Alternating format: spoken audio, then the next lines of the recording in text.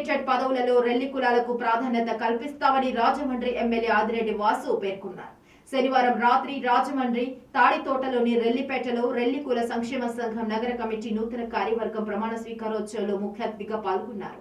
ఈ సందర్భంగా ఆయన మాట్లాడుతూ రెల్లి కుల సంక్షేమ సంఘం నూతన నగర కమిటీ వారికి శుభాకాంక్షలు తెలిపారు.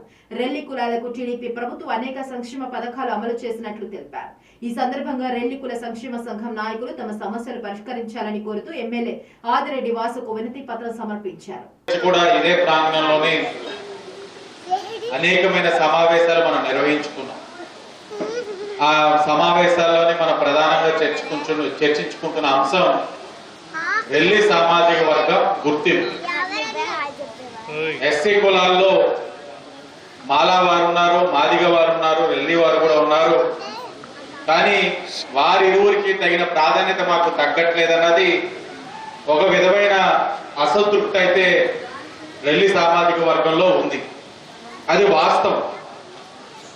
అది గ్రహించే మనం అనేక సందర్భాల్లో ఒక తెలుగుదేశం పార్టీ పరంగా చూసుకున్నట్లయితే అనేకమైన రాజకీయ పరంగా అవకాశాలు కల్పిస్తూ వారికి ప్రోత్సాహాలు కల్పిస్తూ ముందుకు నడిపించడం జరిగింది.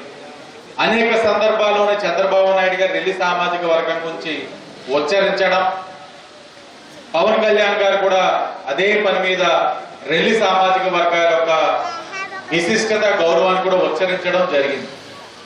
అంటే ఎప్పటికప్పుడు మనం మాటల్లో గౌరవం తెలియజేస్తా ఉన్నాం, కానీ మీరు కోరుకునేది రాజ్యాంగబద్ధంగా కూడా అవకాశం.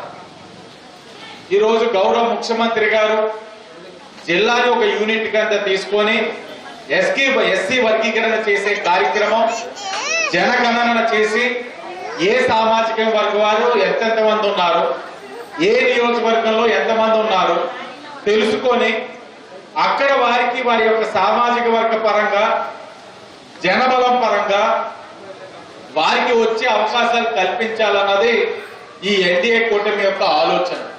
తప్పకుండా హామీ ఇస్తా ఉన్నాం. మీరు ఒక ఉద్యోగ పరంగా కానీ రాజకీయ పరంగా కానీ అభివృద్ధి చెందడానికి ఎన్డీఏ కూటమిగా మా వంతు సహకారం ఎల్లవేళలా మీకు ఉంటాదని ఈ వేదిక ద్వారా స్పష్టమైన హామీ మీకు ఇస్తా ఉన్నాం.